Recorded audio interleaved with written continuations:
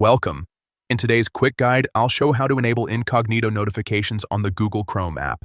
If you want to stay updated even while browsing privately, this setting is exactly what you need.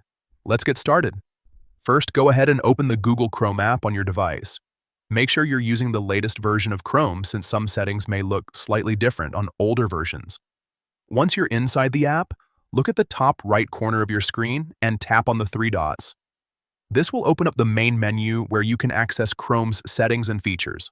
From the menu, scroll down a bit and tap on Settings. This is where you can customize how Chrome works on your device. Now, inside the Settings page, find and tap on Notifications. This section controls all notification-related options for Chrome. Next, make sure that Allow Notifications is turned on. If it's off, you won't receive any notifications at all, including incognito ones. So, go ahead and enable it if needed. After that, tap on Notification Categories. This will open a more detailed list of notification types that Chrome can send. Here's the important part.